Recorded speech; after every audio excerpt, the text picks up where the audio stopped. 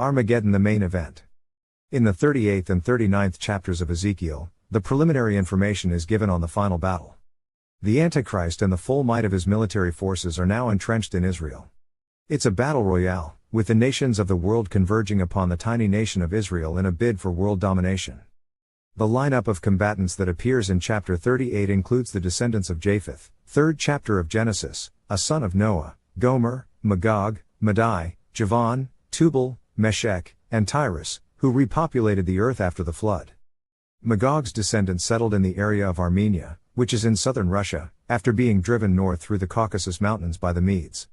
This race came to be known as the Scythians, and were called Magogites by the Greeks. The Chinese name for the Caucasus Mountains running through Russia mean Fort of Gog, while the Russians call their peaks, the Go. The Arabic term for the Great Wall of China is the Wall of Al-Magog, because it was erected with the intention of keeping out the armies of Magog. Their descendants include the Tartars, Cossacks, Kalmucks, and the Mongols. The Kesses Ha-Sofer, a Jewish commentary, indicates that the word Mongol, which identifies the Siberian Russian people, comes from the word Magog. In the Septuagint, Greek, translation of the Bible, it describes Gog as the prince of Rush. Rush was the name of a tribe living in the area of the Volga. In some languages, Rush is the word for the country of Russia. The ancient form of the name Russia is Raz. The Chinese had called the Scythians Rush. The King James Version translated Rush to mean chief prince, because in Hebrew it means head, but in the Septuagint version, Rush is used as the proper name it is believed to be. An interesting fact from the Oxford Paperback Encyclopedia, from Oxford University Press, is that there is a British legend that identifies Gog and Magog as the survivors of a race of giants destroyed by Brutus the Trojan, the legendary founder of London. They were depicted in statues erected at London's Guildhall during the reign of Henry V, but were destroyed by the fire of London in 1666.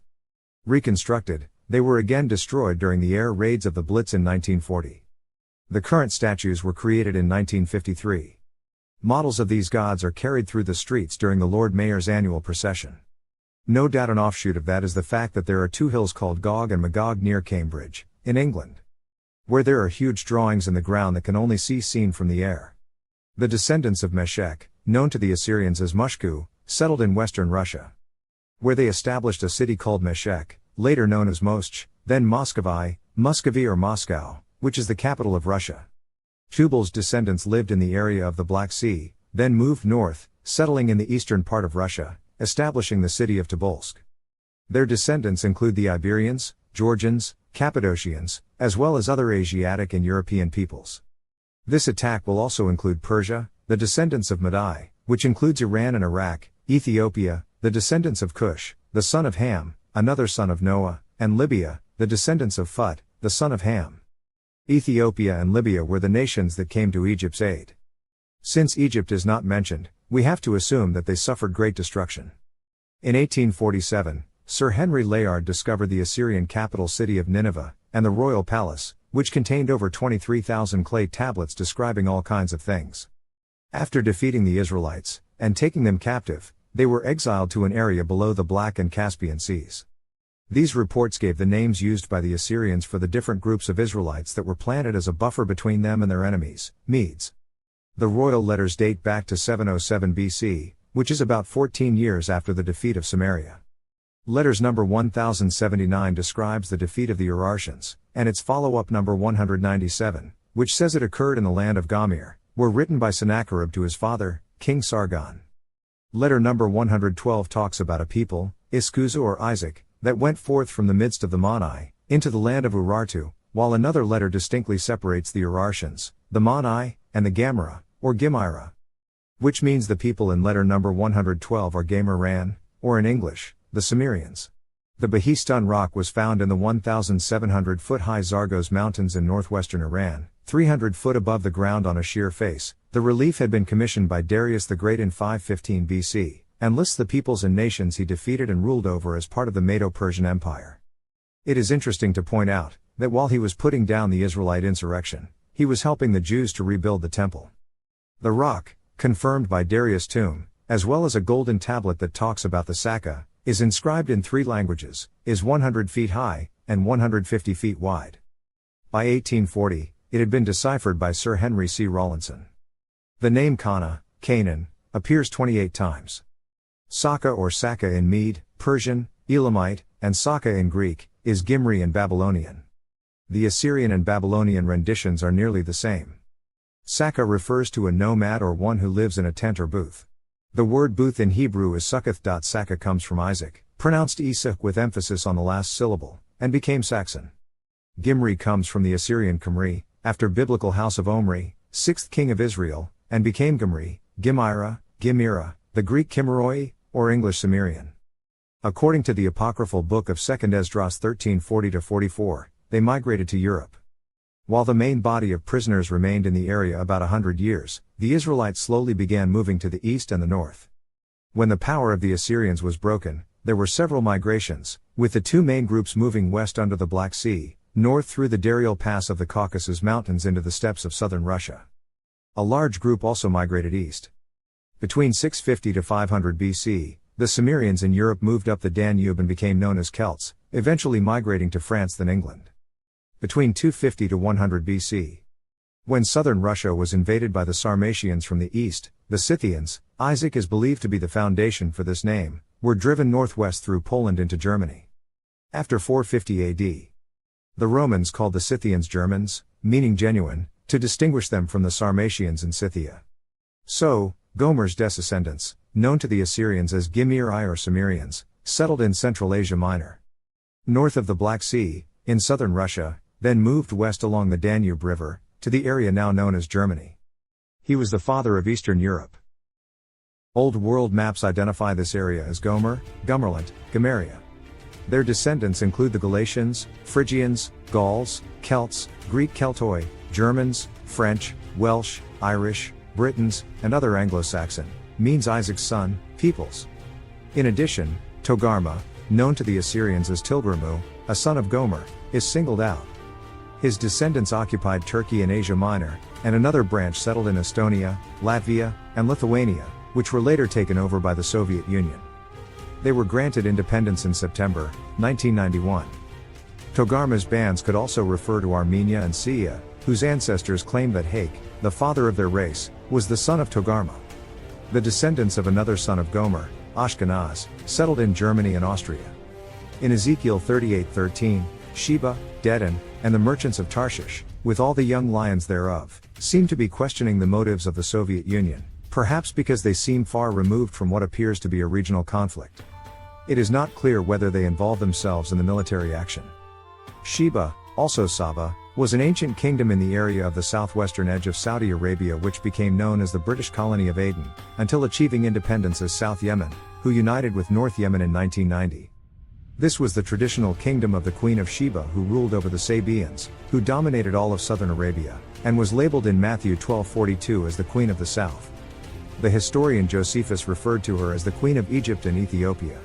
Dedan was the name of a Sabaean oasis in the northern part of Saudi Arabia, which was one of their many colonies in northern Arabia. Another identifying indication again comes from biblical genealogy. Cush, the son of Ham, was the father of Ethiopia, and other tribes who settled south of Egypt, in Arabia, Babylonia, and India. Cush's sons are identified as Saba, who in Psalm 72:10 is associated with the kings of Sheba, and in Isaiah 43:3 are mentioned with Ethiopia. Which indicates that he is the father of the Sabaeans, Havilah, a name associated with the area of the Sinai and northwestern Arabia, Sabta, Ra'ama, and Sabteka, all three of which were associated with tribes in southern Arabia. Sheba and Dedan are listed as sons of Ra'ama. Thus, the reference to Sheba and Dedan actually identifies the country of Saudi Arabia, as well as the countries of Oman, Yemen, the United Arab Emirates, Qatar, and Bahrain. They were an ally of the coalition against Iraq during the Gulf War. The merchants of Tarshish, with all the young lions thereof, are also named with them.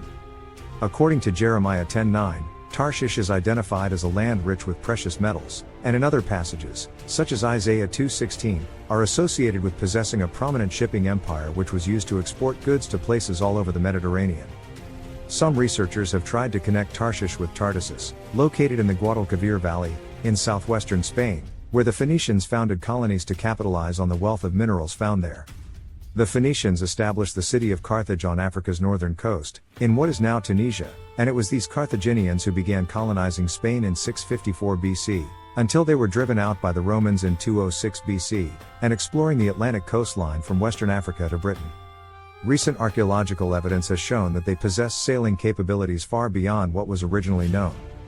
An inscription discovered in 1780 on a cliff above Mount Hope Bay in Bristol, Rhode Island, which was written in Tartessian Punic, reads, "Voyagers from Tarshish." This stone proclaims.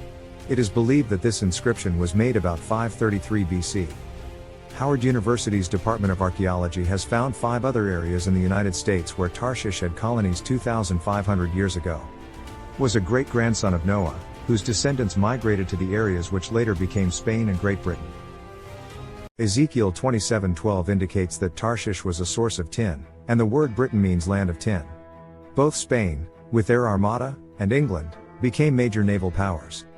An analysis of these facts may indicate that Tarshish is referring to 1, England, or 2 countries of the Western European alliance. The young lions, the lion is a symbol of England, could refer to the United States, who came out of England, Canada, Australia, New Zealand, all part of the English Empire, their possessions and allies. Again, we can't be sure if these countries that are mentioned are participants in this massive assault. In Revelation 16:12, the 6th angel pours out his vial, which causes the Euphrates River to dry up, so that the way of the kings of the east might be prepared. And then in Revelation 9:16 we find that the number of the army of the horsemen were 200,000. We can connect these 2 verses together by virtue of numbers and geography. An estimate made in April 1961 said that there were 200 million armed and organized militiamen in China. The Associated Press reported that 1 out of every 5 in China have had military training. Premier Mao Zedong publicly boasted the fact that China could field an army of 200 million.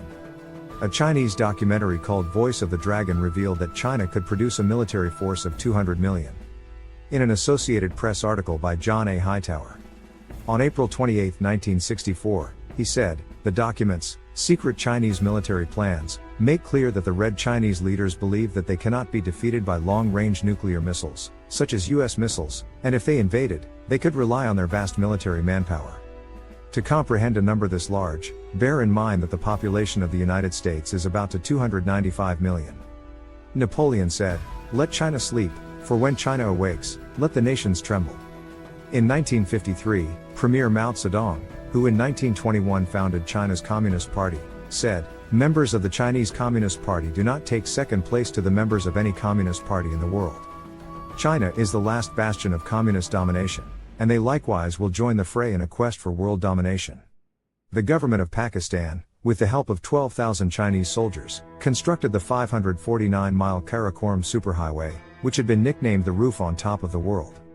Starting in Tibet, it weaves its way through the province of Xinjiang, the mountains peaks of Manchuria, Mongolia, Nepal, the Himalayas, West Pakistan, and into Afghanistan, to where the Euphrates River rises in Turkey, and runs across Syria. It follows the ancient Trans-Asian invasion route used by Alexander the Great, Genghis Khan, and the Mughal invaders. Will China use this highway as a route to Israel? It is written that the Euphrates River will be dried up at the time of this troop movement. It could be done through supernatural means, as has happened with the Red Sea and the Jordan River, Exodus 14:13-22, Joshua 3:4, 2 Kings 2:8-14, or it could be the result of manipulation. There are 2 dams in the Turkish section of the Euphrates, Ataturk, and Karakaya. In 1974, Soviet engineers built the Kaban Dam, and in 1975, built another at Tabqa, in Syria. In January 1990, Turkey began the operation of a dam that caused the river to fall 75% in one day. So, it is quite possible that the river could be made to dry up at just the right time. Okay, take a deep breath. We have the armies of the Antichrist hunkering down in Israel, we have the Soviet Union and countries of Eastern Europe, perhaps Albania, Bulgaria, Romania, Ukraine, and Yugoslavia, coming down from the north. We have Iraq and Iran coming from the east, we have China coming from the far east, and we have Ethiopia and Libya coming from the south. What this amounts to is millions upon millions of men bearing down on Israel from 3 directions. It does not look good.